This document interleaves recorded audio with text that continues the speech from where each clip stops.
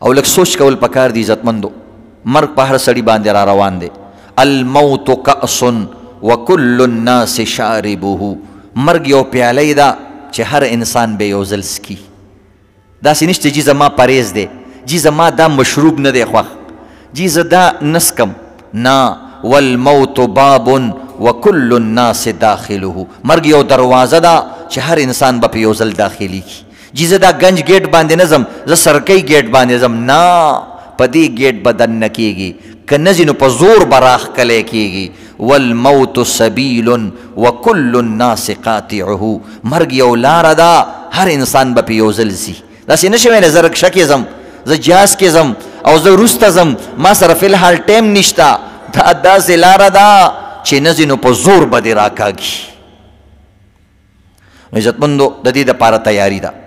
انسان څه کمزوری انسان دی څنګه چې انسان مړ شي د ټولو نه زیات انسان په خپل نوم باندې کوي پلانکې خان ډینګری خان او فلانې دا نومونه ځان سره لګوي او القابات ځان سره لګوي بیا د انسان عزتمندو خپل رنگ روغن ډېر زیات خوښي ښایسته هلکان نن سبا میکپونه کوي او بیا عزتمندو د هغې نه پس ښایسته جامه پیزار د انسان ډېر خوښي بیا د انسان ښایسته کور خوښي تاسو ګورئ دا ټول څیزونه د ده په مرګ باندې سر وخوري د ټولو نه اول چې د به نوم یادو زما نوم فلانکې خان خوددار با کردار با صلاحیت د پوسټرو کې لیکلي که نه او بے داغ ماضی بے داغ داغ مت کہو سب داغ داغ ہے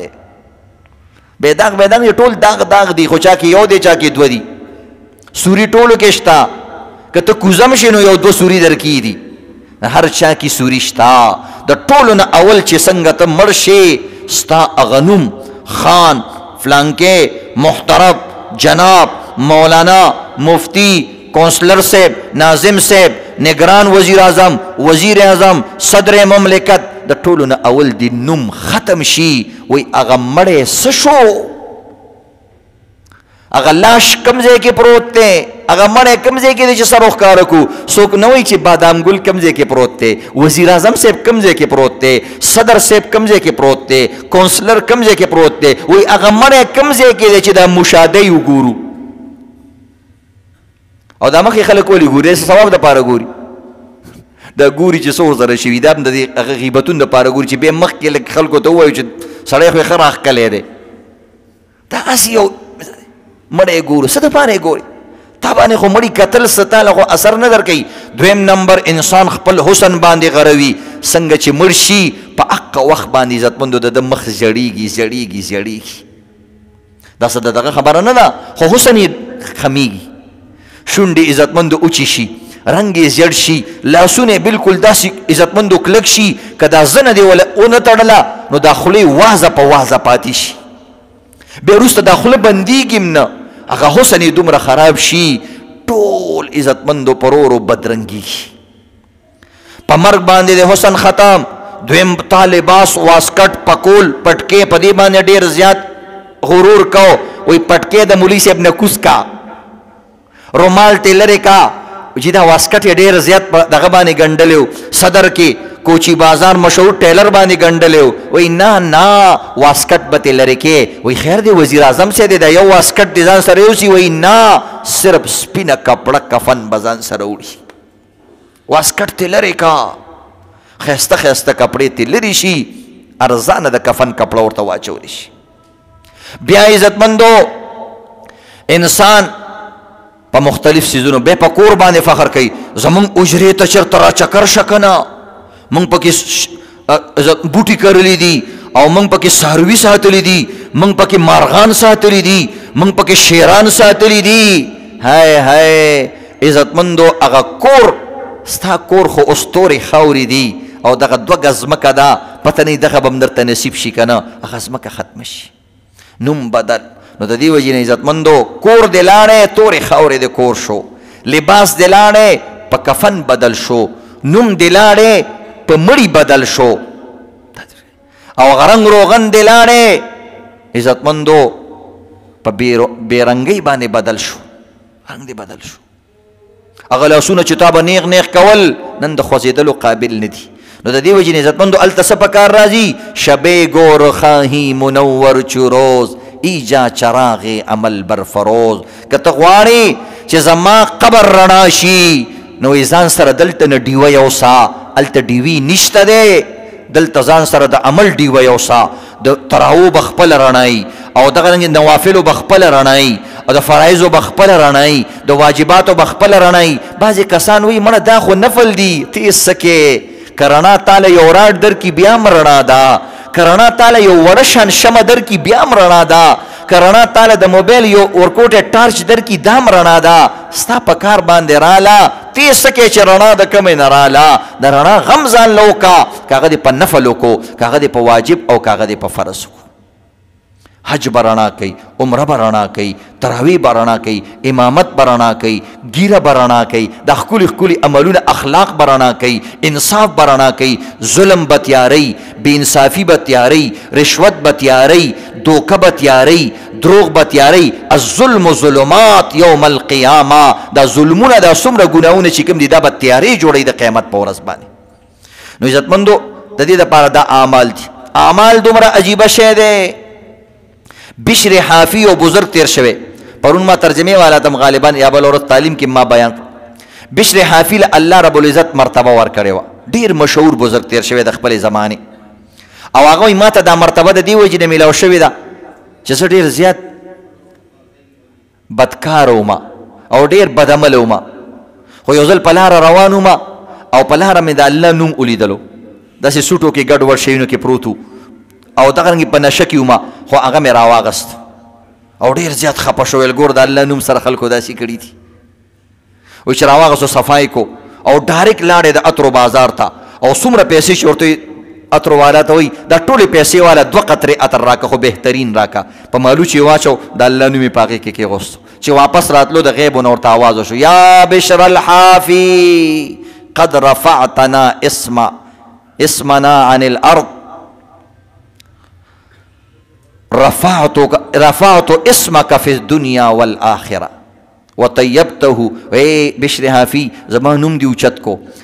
زما دی قسم وی زبتا په دنیا او آخرت کې اوچت کما، زما د نوم دی قدر وکړو، زما دی قسم وی زبستا قدر وکما، په ټوله دنیا کې به روخانه کما. ښځه نورو ماشومانو به پیژانده. یو ځل عزتمندو یو خرکار روانو په لاره باندې، نو د ګلۍ او د کوسي په منځ کې سوټه وکړله، نو خرکار په جړا شو. نو یو کس یې تپوس کړي چې ولې جاړې، دا خو سوټې کوي که نه؟ وایي نه نه د دې کوسي په منځ کې سوټه وکړله، جړا راله. ویل څه چلو شو نو، دا خو خر دی نه پوهېږي. وایي نه، وایي مخکې به دی، وایي ما ته پته لګېږي چې بشر حافي بزرګ مړ شوی دی. چې ورته څنګه ته پته لګي؟ ویل دا زما دا خر چې کوم دی څو پورې چې بشر حافي ژوندی و، په دې لاره به هغه جومات ته تلو او هغه سره سپلی نه وي، ساده غریب بزرګ و، هغه به پیدل تلو. وایي ما نوټ کړي دي چې زما خر به د دې کوسي په منځ کې عزتمندو دا سوټه نه کوله، سیټ ته به یې کوله چې دا د خدای بزرګ دی، په دې لاره ځي چېرته خپې ګنده نه شي. نن د سوټه وکړه نو ما ته پته لګي چې بشر حافي به دنیا کې نه یا د دې کلي نه تلی دی. چې تپوس وشو نو هغه بزرګ وفات شوی و. زناورو به خلک پیژاندل. نبي علیه السلام باره کې راځي چې ډېرو زناورو پیژاندو. د صحابو باره کې ډېر واقعات راځي چې زناورو ته مخامخ شوي دي، هغوی پیژندلي دي. سفینه او مختلف صحابه دي. یو ځل شیر ته وایي لاره پرېږده، وایي ته ما نه پیژنې، زه د پیغمبر غلام یم، هغه ورته لاره پرېوسته. نو دا کراماتو سره تعلق لري عزتمندو. کرامات منې یم که نه؟ نو بهرحال عزتمندو نو د دې د آخرت غم کول پکار دي. یو بزرګ نه چا تپوس وکړو، ویل ته چېرته اوسېږې؟ تا سره مې د ملاقات غرض دی. هغه ورته ویل بچه زه د دروغجنو کلي کې اوسېږم. ویل چې دا کوم ځای کې دی؟ وایي دا هغه فلاني مقبرې سره دی. دا سړی لاړی بل ورځ ملاقات لا ډېر تپوسونه وکړو، سړي نه تپوس وکړو او بیا روژه کې چې د نسواري نه تپوس وکړي چې نسواري نه یې کړي. هغه ته یې چې دلته دروغجنو کلی څه دی؟ ورته وایي یو نسوار نشته، ته پکې بل ګډې وډې وې، دا ته څه وې؟ او څوک به باندې اثر مات کي. په سړی ډېر خفه شو، چا ورته یو څه چا بل څه ویل. سبا هغه بزرګ سره میلاو شو، ویل جي میاجي زه خو ستا ملاقات ته درغلی وم او دروغجنو کلی خو نشته. د صوفیا چې کوم دي دوی ظاهر ته نه ګوري، دوی باطن ته ګوري. وی مینځ یې ګوره چې چغزي دی والا خلک زمونږ خلک ظاهر باندې دا ورکوي پټکې صفا واسکټ صفا فلانې صفا هغوی وایي دننه زړه صفا کا کپړه چې دی هر څنګه یې څه خبره نشته دی چې صرف مونځ پې کېږي خو زړه صفا کا زړه کعبه ده نو بهرحال عزتمندو ورته یې چې زه خو درغلی وم د دروغجنو کلی خو هلته نشته وایي دا قبرستان د دروغجنو کلی دی که نه وایي دې ته موږ د دروغجنو کلی وایو وایي چې دې ته خو خلک مقبره وایي دې ته ادیره وایي دې ته قبرستان وایي وایي نه موږ صوفیه ورته د دروغجنو کلی وایو ویل ولې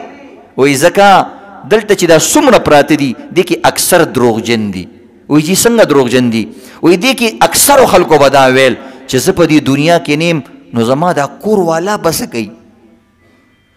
او دا زه چې نیم نو دا دومره غټ دکان دا خو ټول زه سنبالوم زما دا بچي سرګوزي خو یې صرف سټي ټول کار خو زه کوم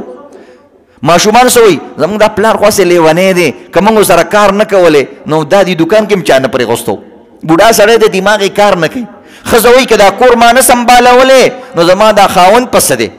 دا غریب پس ویمه دی بچي وله ټول زه سنبالوم هر سړی دا وایي کشر وایي زه مشر یم مشر وایي زه خو چې کوم دی تیسمار خان یم او دا ټول کار هر یو سړی تاسو ځان ته سوچ وکئ که یو سړی مري که نه وایي غم مې دا دی چې زما د دې بچو به څه کېږي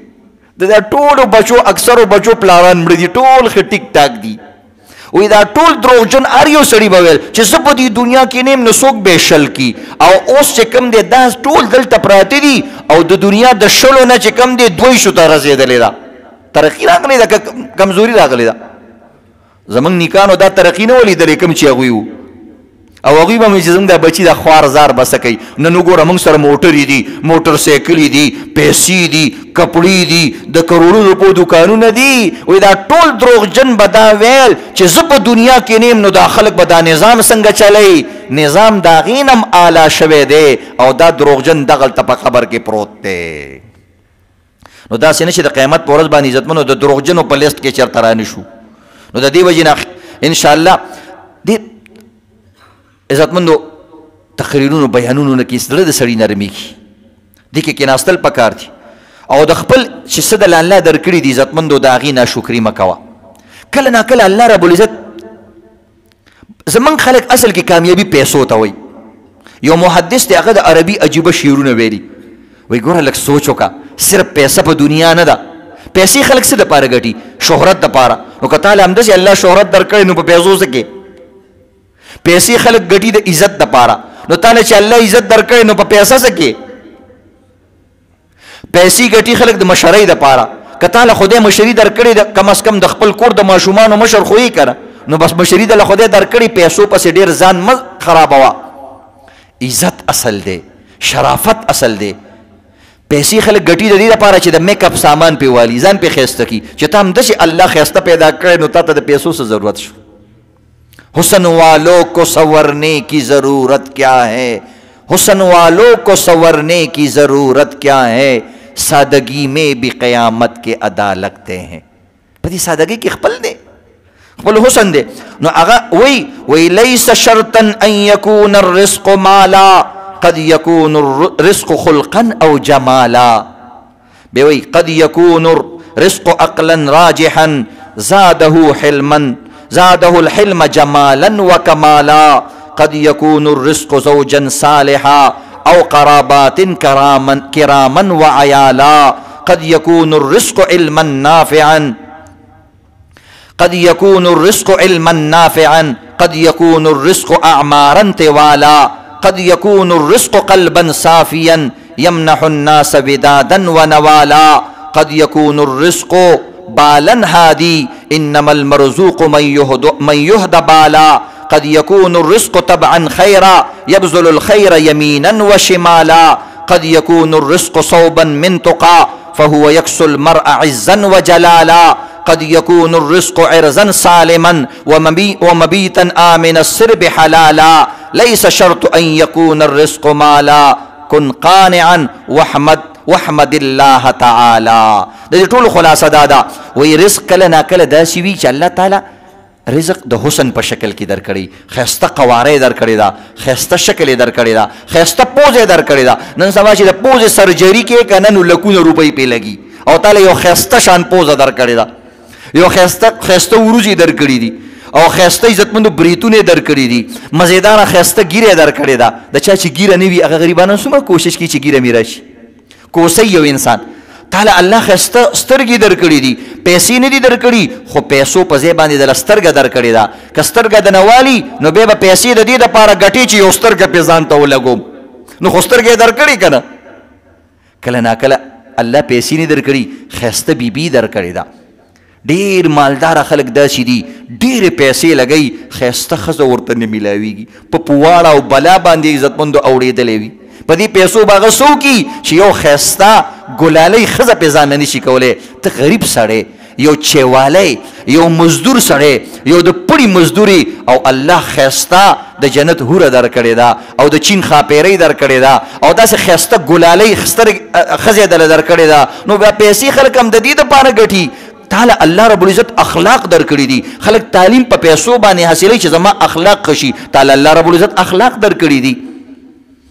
خلک د دې دپاره پیسې حاصلوي چې دا پردي خلک زما شاګردان شي، زما بچي ډېر شي. تعالی الله رب العزت چې کوم دی همداسې بچي درکړي دي. نو په خپل حال باندې به انشاءالله شکر ادا کوو که نه. الله دې عمل کول توفیق راکړي. سنت کوئ.